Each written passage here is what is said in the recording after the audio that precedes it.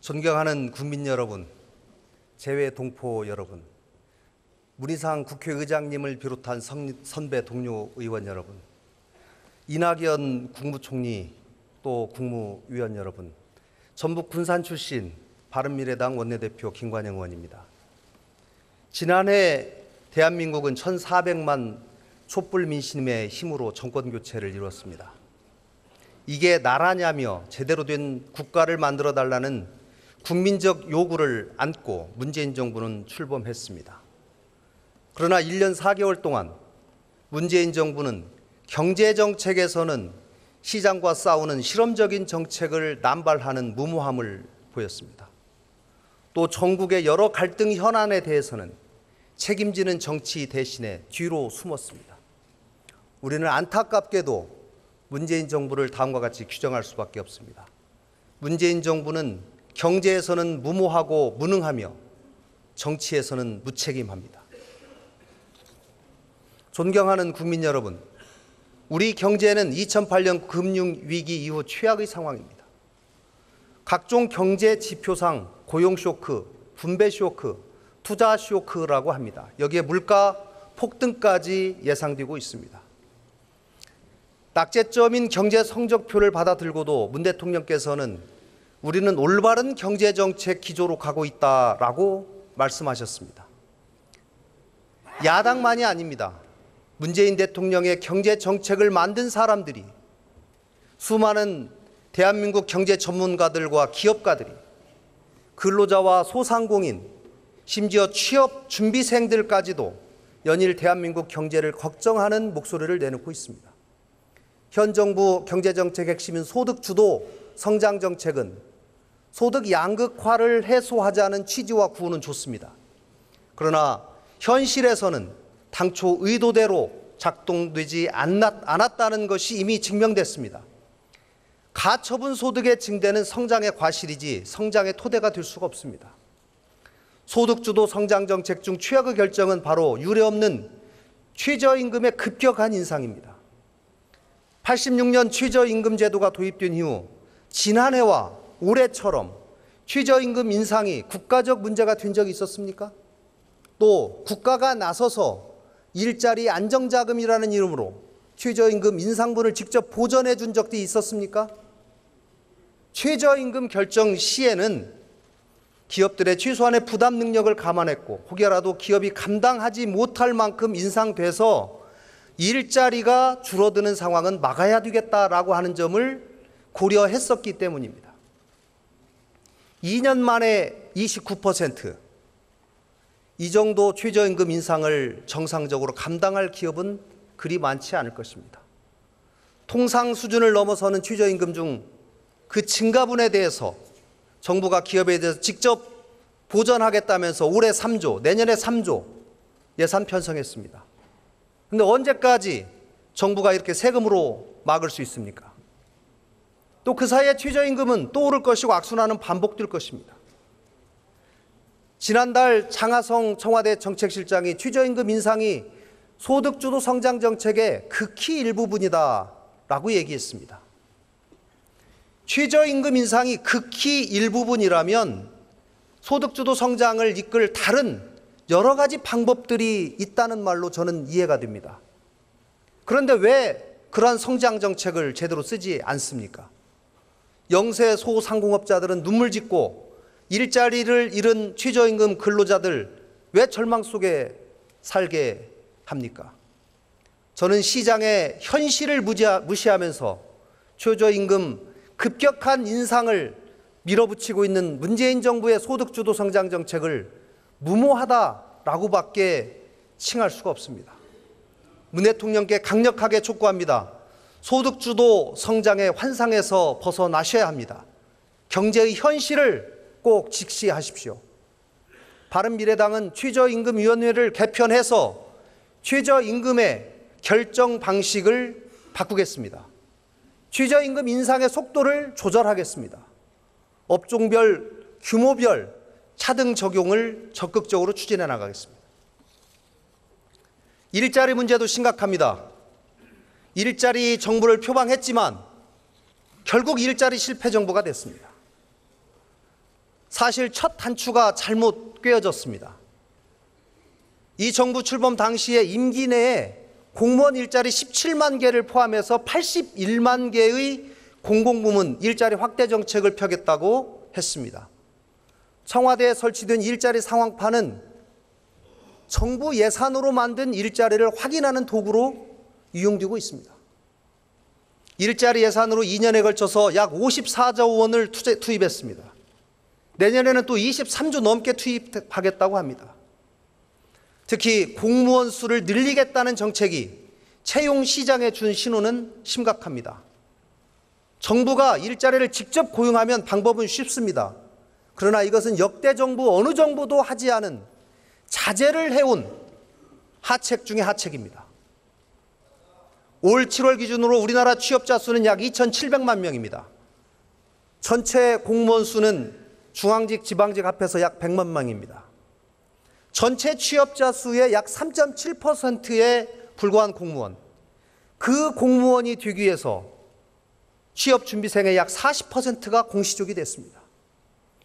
공무원 일자리가 는다고 하니까 구직 시장이 더욱 심각하게 왜곡되고 있습니다. 중소기업의 미충원율은 12%로 더 높아져 가고 있습니다. 중소기업 등 민간 부문으로 진출해야 할 신규 인력들 상당수가 공공부문 취업을 준비하고 있는 상황. 이것을 정상적인 나라, 나라다운 나라라고 할 수 있겠습니까? 전 세계적으로 공무원 일자리를 감축하고 있는 것이 추세입니다. 한국만 공무원 일자리를 늘리고 있습니다. 일자리는 민간에서 만들어져야 지속성을 담보할 수 있습니다. 또 기업이 성장하고 투자 여건이 형성될 때 늘어날 수 있습니다. 마크롱의 프랑스 사례를 문재인 정부는 면밀하게 살펴볼 필요가 있습니다. 노조 강국, 복지 강국이었던 프랑스가 마크롱 이후에 변해가고 있습니다. 10.5%까지 치솟았던 프랑스의 실업률이 올해 상반기에 8.9%까지 감소했습니다. 프랑스와 한국의 노동 현실을 직접 비교하는 것은 다소 무리가 있는 것도 사실입니다.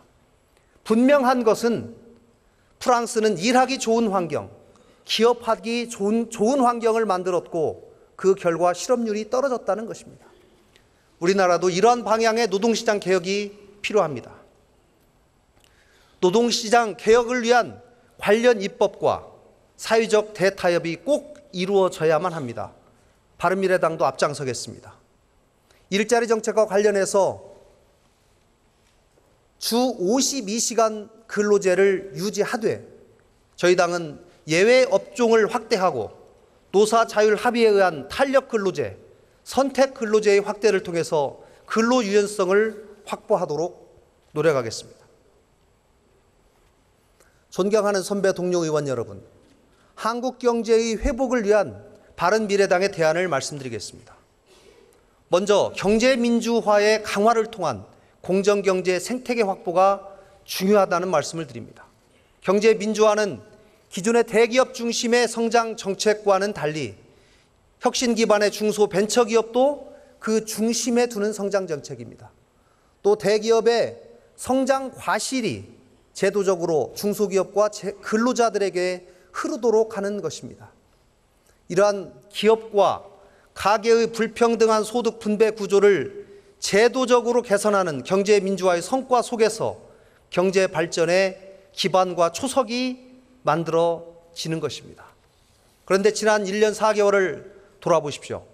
공정경제 생태계를 제대로 조성했습니까? 혁신 성장을 위한 규제 혁신의 노력은 말뿐 아직도 빈손입니다. 대통령이 규제 혁신을 외치고 있지만 여당 내에서도 갑론을박으로 아직 갈피를 못 잡고 있습니다. 기업들은 이 나라에서 도저히 사업하기 어렵다면서 해외로 눈길을 돌리고 있습니다. 경제 민주화에 대한 공정경제 생태계 조성을 강화해야 합니다. 경제정책의 우선순위를 과감하게 변화시켜야 합니다. 다음으로는 기업인들의 길을 살려주어야 합니다. 지금 대통령과 이 정부에게 필요한 것은 노동자와 상생하고 노력하는 대다수의 성실한 기업인들에 대한 존중과 인정이라고 생각합니다. 기업은 적이 아닙니다. 기업은 국가와 국민의 소중한 자산입니다. 기업이 없다면 노동자도 없습니다. 기업의 이윤 창출이 없다면 연간 60조 원에 달하는 법인세는 누가 내겠습니까? 물론 부도덕하고 위법 행위를 하는 재벌들과 일부 오너들에 대해서 철저한 법의 응징이 필요합니다.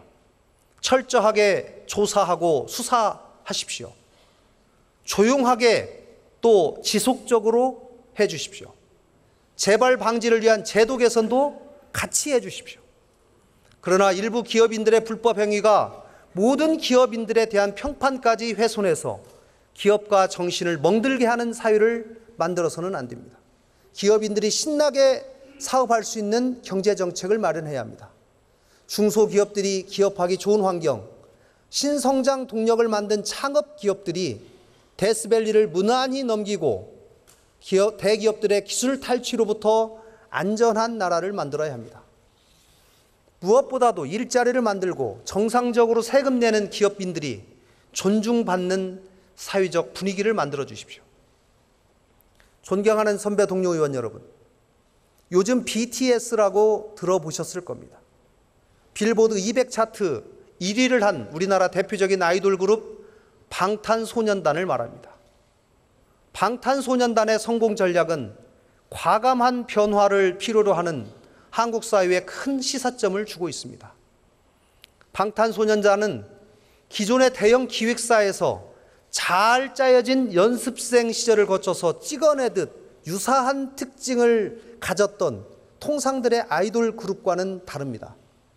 멤버 모두가 작사, 작곡이 가능한 프로듀서 능력을 갖고 있습니다. 전원 국내파입니다. 지방 출신이 5명이지만 한국어 노래로 세계 시장을 두드렸습니다. 전혀 다른 성장 과정으로 방탄소년단은 세계 대중음악계의 중심에 우뚝 섰습니다. BTS의 성공이 주는 시사점은 무엇일까요?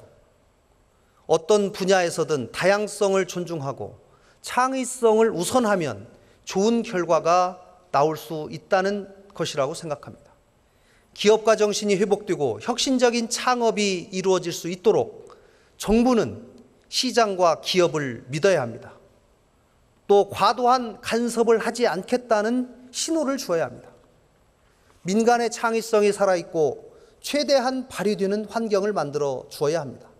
이 과정에서 자연스럽게 우리 경제의 새로운 성장 동력이 민간에서 샘솟을 것입니다.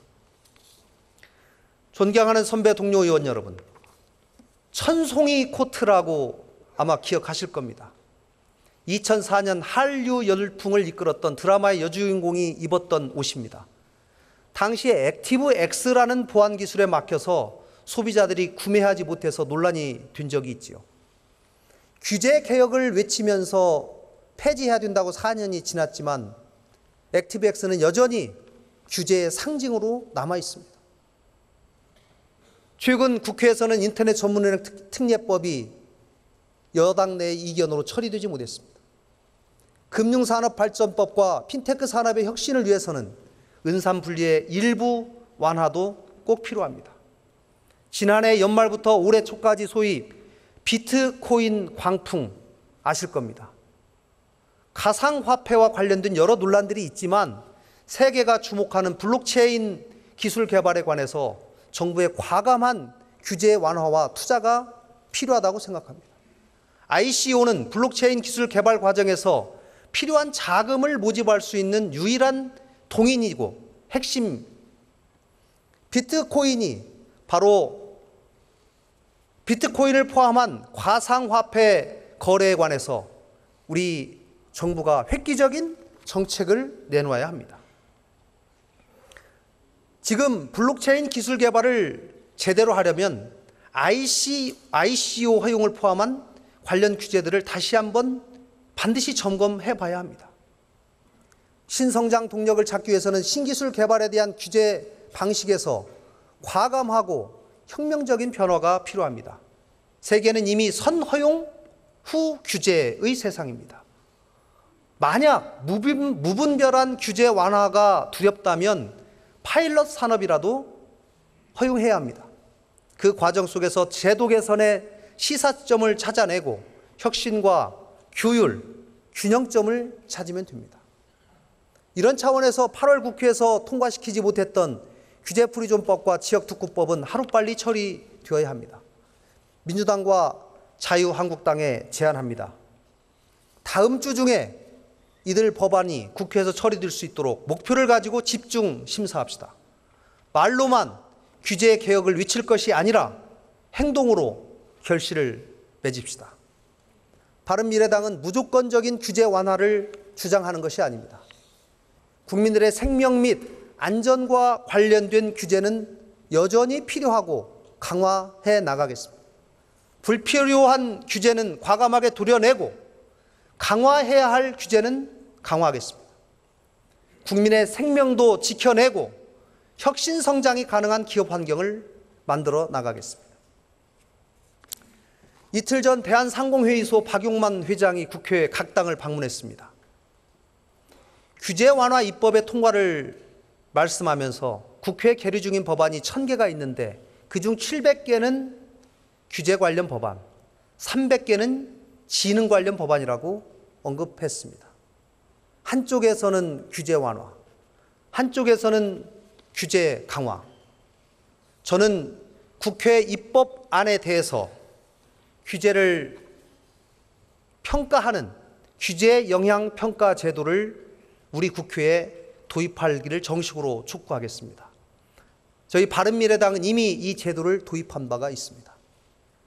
일부 의원님들께서 입법권을 침해한다는 그런 말씀을 하고 계신 것으로 알고 있습니다. 그러나 대한민국 경제를 살리고 국익을 최우선으로 생각한다는 차원에서 각 당이 적극적으로 고려해 주시기를 정중히 부탁드리겠습니다. 존경하는 선배 동료 의원 여러분, 국토부는 최근 강남의 평당 1억 원으로 거래된다는 아파트에 대한 점검에 나섰습니다. 가격 부풀리기 조사라고 하지만 실제 호가가 9천만 원이 넘습니다. 평당 4천만 원에 분양된 24평 아파트가 5년 만에 2배 가까이 올랐습니다. 물론 단순 증가 비율로 보면 훨씬 더 많이 오른 아파트도 많습니다. 참여정부 시절 수많은 부동산 관련 대책을 내놓았지만 그 결과 5년 동안 집값이 평균 56.8% 급등했습니다. 지난해 정부는 그 과오를 반복하지 않겠다면서 역대 가장 강력하다고 자평한 파리 대책을 내놨습니다. 그런데 집값은 안정세는커녕 오히려 더 상승했습니다. 박원순 서울시장의 용산, 여의도 개발 계획이라는 폭탄까지 더해져서 부동산 시장은 더 크게 출렁거렸습니다. 정부는 부랴부랴 지난달 27일 추가 대책을 발표했습니다. 금융규제 완화, 금융규제 강화, 청약, 당첨, 전매 관련 규제 등 규제 일변도로 지난해와 별반 다를 게 없습니다. 집값 급등과 대책의 남발, 참여정부 시즌2라고도 합니다. 문재인 정부는 치솟는 부동산 가격을 잡기 위해서 시장에 대한 순응보다는 수요 증가에 대한 규제를 선택하고 있습니다. 그러나 규제가 역으로 가격 상승을 더 상승시키고 있습니다. 규제의 역설, 부동산 시장을 평가하는 많은 사람들의 의견입니다. 존경하는 선배 동료 의원 여러분, 현실성 부족한 부동산 정책은 매매 시장에만 국한되어 있지 않습니다. 얼마 전 정부가 부동산 대책이라면서 부부 합산 소득 7천만 원이 넘는 가구에 대해서 전세 보증 신청 자격 제한하기로 한 거 아실 겁니다. 과연 7천만 원이라는 부부 합산 소득이 우리 사회에서 정책자금 지원을 받을 수 없는 기준으로 적합한지도 의문입니다. 더욱이 하루 만에 정부가 한 발 물러났습니다. 무주택자에게는 적용하지 않겠다고 해서 또 혼선까지 빚어지고 있습니다. 일주일 전 고용노동부는 지난해 정규직 노동자의 월 평균 임금이 342만 원이라고 발표했습니다. 연봉으로 환산하면 4,100만 원 정도 됩니다. 근로자 평균 임금을 받는 맞벌이 가구는 소득이 많아서 전세 보증 자격이 될 수 없게 되는 것입니다.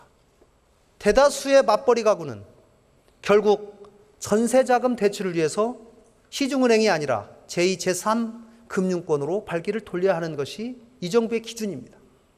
전세 보증 자격의 경우에 대대적인 손질을 통해서 정말 현실적인 대책을 꼭 내놓아야 합니다. 가격이 높다면 공급을 늘리는 것이 경제학의 기본 원리입니다. 현재 부동산 시장에 대한 합리적인 대안은 첫째도, 둘째도 수요와 공급의 법칙에 충실하는 것입니다. 이 자리에 참석한 국무총리와 국무위원들께 꼭 부탁드립니다. 오락가락 우왕좌왕하는 정책을 반복해서는 안 됩니다. 시장이 신뢰하는 부동산 정책을 수립하기 위해서 부처 간의 협업이 어느 때보다도 절실합니다.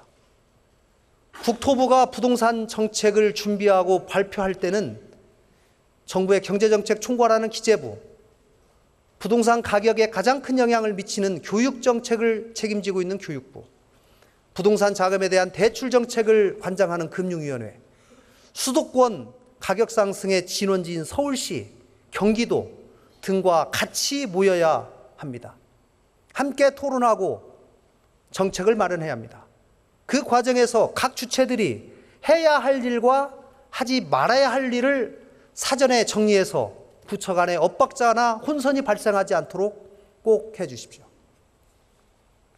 존경하는 선배 동료 의원 여러분, 역대 모든 대통령의 공통된 공약이 바로 책임 내각 하겠다, 책임 총리, 책임 장관 하겠다 했습니다. 대한민국의 헌법기관인 우리 모두의 양심을 걸고 한번 물어보십시오. 현 정부의 내각이 과연 책임 행정을 하고 있다고 생각하십니까? 현재 문재인 대통령의 행정부 운영 방식의 가장 큰 문제는 바로 만기 칠남 행정부가, 만기 칠남의 청와대가 정부 그 자체가 되어버린 상황, 소위 청와대 정부라고 일컬어지고 있습니다. 이제는 청와대 정부에서 내각이 중심이 되는 행정부로 바뀌어야 합니다. 장관들은 스스로 책임지는 모습을 보여야 하고 청와대 비서진은 옆으로 비켜서서 본연의 보좌 업무에만 충실해야 합니다. 문재인 대통령께 진심으로 충원합니다. 인사가 만사입니다. 사람이 먼저다라는 구호가 내 사람이 먼저다라고 변질되지는 않았는지 인사 상황을 겸허한 자세로 되돌아보십시오. 무엇보다도 내각과 공공기관의 캠코더 인사를 그만두십시오. 문 대통령께서 주장하신 기회는 평등하고 과정은 공정하며 결과는 정의로운 세상은 이런 식의 캠코더 인사로는 이루어질 수 없는 세상입니다. 가장 유능한 인재를 널리 찾아서 기용하십시오. 본인을 지지했는지의 여부와 상관없이 유능한 인재를 삼고초려해서 일을 맡기겠다. 능력과 적재적소를 대원칙으로 삼겠다. 이렇게 언급하신 취임사에서 약속을 다시 한번 기억하고 꼭 지켜주십시오. 아울러 오늘 이 자리에 함께하신 국무위원들께도 한 말씀 드립니다. 여러분들에게 임명장을 준 사람은 대통령입니다. 그러나 그 대통령을 선출한 사람은 국민들입니다. 국무위원들은 국가와 국민들을 위한 행정을 해야 합니다. 잘못된 대통령의 지시를 비판 없이 수용하면 어떤 일이 벌어지는지 지난 정부에 대한 문재인 정부의 적폐청산 과정에서 우리는 충분히 봤습니다. 관료들은 우리나라의 기둥과도 같습니다. 정책의 현실을 가장 잘 아는 사람들도 관료들입니다. 장관들은 그들과 머리를 맞대고 책임감과 소신을 가지고 대한민국 발전을 위해 노력해 주십시오. 존경하는 선배 동료 의원 여러분, 문재인 정부의 소위 공론화 정치, 이것은 문재인 정부의 비겁함과 무책임 정치의 극치입니다. 대통령은 주권자가 위임한 권력을 토대로 책임 정치를 해야 합니다. 억지로 여론을 만들어서도 안 되고 여론 뒤에 숨는 책임 회피를 해서도 안 됩니다. 그런데 문재인 정부가 집권 후에 야심차게 추진한 몇 가지 정책들을 보면서 과연 책임 정치가 있었는지 묻지 않을 수 없습니다. 신고리 5, 6호기 공사 중단 문제, 대입정책 공론화 문제, 이런 것들입니다. 특히 대입정책 공론화위원회는 전형적인 공론화 정치의 실패작입니다. 교육부가 있음에도 불구하고 지난해 9월에 대통령 직속으로 국가교육회의가 출범했습니다. 또 국가교육회의 아래다 대입제도 개편 공론화위원회를 다시 만들었고, 이를 통해서 대입제도의 개편 방안을 마련코자 했습니다. 그러나 결론 내지 못하고 결국 공은 교육부로 돌아왔습니다. 교육부가 처음부터 교육에 대한 중장기 비전을 제시하고 국민들을 설득하고 공감대를 만들어가는 노력을 하는 대신에 공론화라는 미명으로 국민들의 등 뒤로, 여론의 등 뒤로 수무리한 것입니다. 그 피해는 고스란히 미래 세대와 우리 사회가 받았습니다. 이제라도 국민이 가장 고통받는 교육 문제의 해결을 위해서 정부는 책임 있는 자세로 나서야 합니다. 문재인 정부가 비겁한 정부가 아니라 국년의 100년 대계를 설계할 책임 있는 정부가 될지를 판단할 시금석이 또 하나 있습니다. 바로 국민연금 제도 개혁입니다. 국민연금 기금 고갈 시점이 앞당겨질 것이라는 예측이 있는 가운데서 더 많이 오래 내고 더 늦게 적게 받는 것 아니냐는 국민적 우려가 나옵니다. 만약 못 받게 되면 정부가 책임지는지도 걱정합니다. 물론 문재인 정부 들어서 뚝 떨어진 국민연금 기금의 운용 수익률을 정상화시키는 것이 최우선 작업이지만 중장기적으로 구조개혁도 서둘러야 합니다. 지금처럼 두면 현재 2030 세대에게는 엄청난 부담을 지우는 대신에 앞으로의 연금 수령 시기의 불확실성은 더 커지게 됩니다. 국민 모두의 관심사이지만 대통령의 지시사항인 법적으로 보장하겠다라고 하는 이 부분만 대책을 마련하고 중장기 개혁 방안에 대해서 또 뒷짐지는 정부가 될 것은 아닌지 걱정됩니다. 정부와 여야의 국민연금 개혁을 위한 여야정 협의체를 만들 것을 공식으로 제안합니다. 먼 미래의 우리 후손들의 노후를 위한 일에 여야 간의 당리당략을 떠나서 책임감을 가지고 국민연금 개혁 방안을 마련해야 합니다. 문재인 대통령의 용기 있는 결단을 촉구합니다. 존경하는 선배 동료 의원 여러분, 지금부터는 우리 정치의 변화 과제에 대해서 몇 가지 말씀드리겠습니다.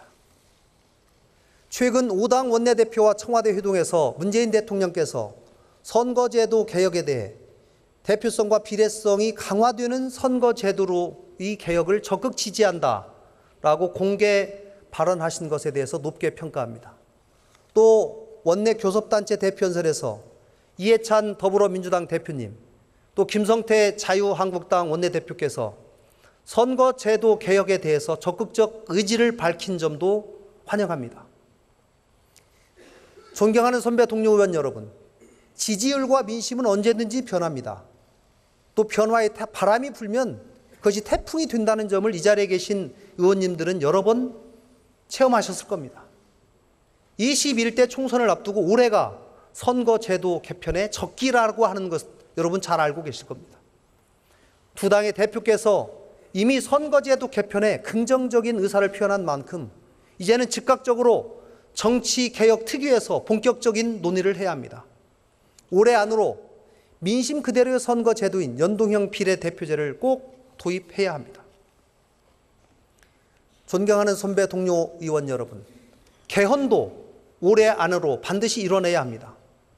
개헌 문제에 관하여 문재인 대통령과 정부 여당은 회피하지 마시고 책임 있는 분명한 답을 내놓아야 합니다.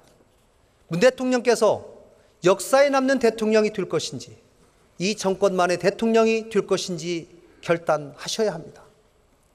지난번에 지방선거 동시 개헌이 무산된 점에 대해서 국민들께 대단히 송구하다는 말씀을 드립니다.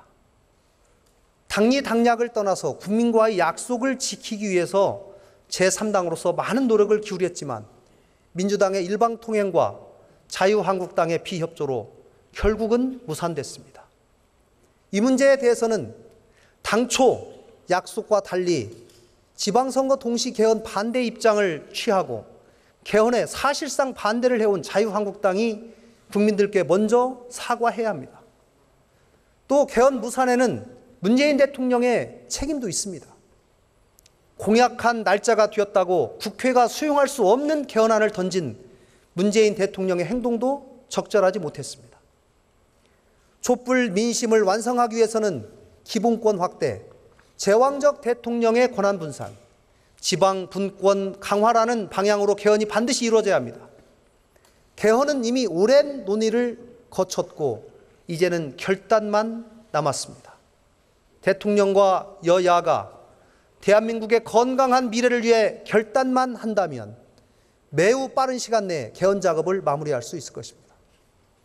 존경하는 선배 동료 의원 여러분, 개헌과 선거제도 개편 이외에도 우리가 풀어내야 할 정치 과제는 많습니다. 고 노회찬 의원도 피해가지 못했던 정치 신인들에게 불리한 운동장, 바로 정치자금법 개정입니다. 일하는 국회를 만드는 데 필수적인 국회 선진화법도 개정되어야 합니다. 지방의회의 다양성을 확보하기 위해서 기초의원 4인 선거구 분할도 금지되어야 합니다.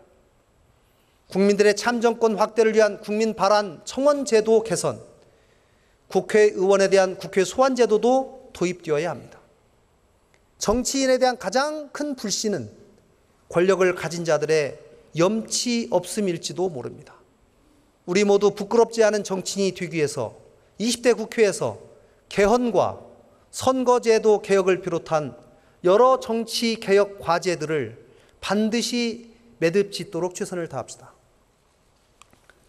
존경하는 선배 동료 의원 여러분, 문재인 정부의 한반도 비핵화와 평화체제 구축을 위한 그간의 노력을 평가합니다. 두 번의 남북 정상회담을 통해서 한반도는 긴장 완화의 새로운 국면을 열었습니다. 판문점 선언을 통해 한반도 비핵화, 남북 교류, 종전 선언을 위한 남북 간의 합의도 이루었습니다. 어제는 제3차 남북 정상회담 준비를 위한 우리 정부의 특사가 평양을 다녀왔습니다.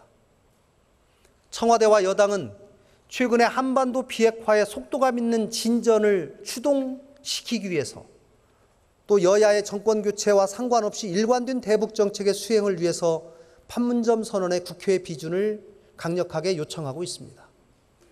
여야 모든 정치 세력이 한마음 한뜻으로 판문점 선언의 국회 비준 동의안을 처리하고 전 세계에 한국의 강력한 비핵화 의지를 표명하자는 대통령과 여당의 요청에 바른미래당은 적극적인 자세로 임할 것임을 밝힙니다.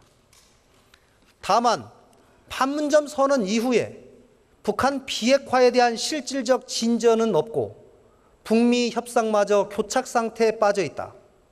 굳건한 한미 동맹과 공조가 어느 때보다 요구되는 시점에서 비준안 동의안 처리가 한미 동맹의 균열을 가져올 수도 있다라는 일부 야당의 우려에 저는 경청할 가치가 있다고 생각합니다. 비준 동의안 처리는 여야 모두가 머리를 맞대고 해결점을 찾아서 합의 처리해야지 진정 큰 의미가 있을 것입니다. 저는 지금 시점에서는 한반도 비핵화와 판문점 선언 지지를 위한 국회 차원의 결의안을 채택할 것을 제안합니다.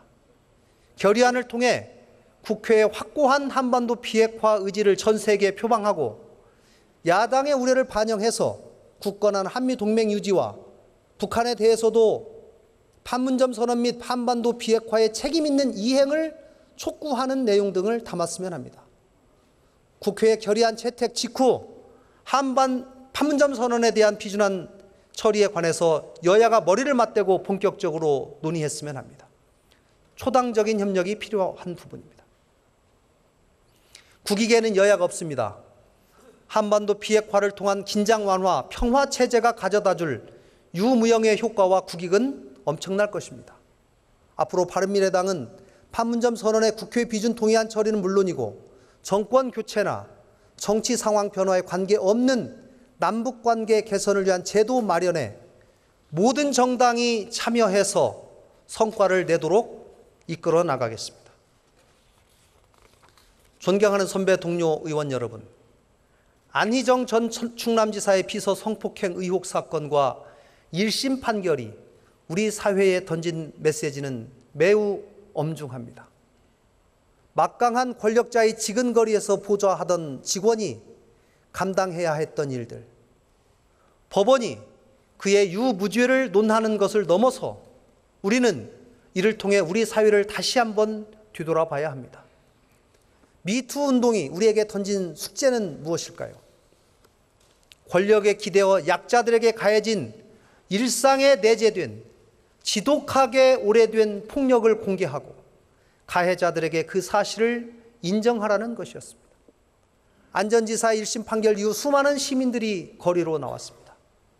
일상의 폭력 속에 침묵했던 여성들의 용기 있는 문제 제기조차 법적으로 보호받을 수 없는 것이 아니냐는 분노에 거리로 뛰어나온 것입니다. 권력을 무기로 하는 폭력은 그 사람이 정치인이든 직장 상사이든 학교 교사이든 권력자의 우월한 힘 그 자체입니다. 피해자에게 왜 거부하지 않았나를 물을 것이 아니라 가해자에게 왜 성적 대상으로 접근했는가를 물어야 합니다. 피해자에게 피해자답지 못했다는 말을 할 게 아니라 피해자에게 침범해서는 안 되는 타인의 성적 자기 결정권을 왜 무너뜨렸는지를 물어야 합니다. 가해자를 처벌할 수 없는 입법 부재가 이유라면 국회는 타당하고 합리적인 법을 만들어야 합니다. 존경하고 사랑하는 선배 동료 의원 여러분, 83대 17 우리 국회의원의 남녀 비율입니다. 미투 법안이 이런 남녀 비율 때문에 관심 법안이 되지 못하는 것은 아닌지 자문해 봅니다. 여성가족위원회 소속 위원님들의 결의가 있었습니다. 존경합니다. 그러나 우리 국회 논의는 더뎌 보입니다. 세상의 절반이 여성이라는 것을 머리가 아니라 가슴에 담읍시다. 여성이라는 이유로 불안해하고 차별받는 사회 이제는 끝내야 합니다. 이번 정기국회에서 미투 관련 법안을 서둘러 입법해야 합니다. 아울러 고통 속에서 힘들게 용기를 내서 미투 사건을 공개한 모든 여성분들에게 말씀드립니다. 당신은 잘못이 없습니다. 용기를 내십시오. 그리고 함께 하겠습니다. 존경하는 국민 여러분, 선배 동료 의원 여러분, 최근 국회에서 특수활동비가 사실상 폐지됐습니다. 그간 국회에 특권 내려놓기에 대해서 많은 과제들이 있었지만 특수활동비 폐지는 국회의원 특권 내려놓기에 큰 성과라고 생각합니다. 특활비 폐지가 이루어진 과정에서 바른미래당은 그 어느 정당보다도 앞장섰습니다. 거대 양당이 주저할 때 과감하게 민심을 받아들여야 한다고 주장했습니다. 20대 국회의 숙명과도 같은 다당체제. 바른미래당은 특활비를 폐지시켰던 그 정신으로 기득권 내려놓기를 거부하는 양당을 견인하는 정치 세력이 되겠습니다.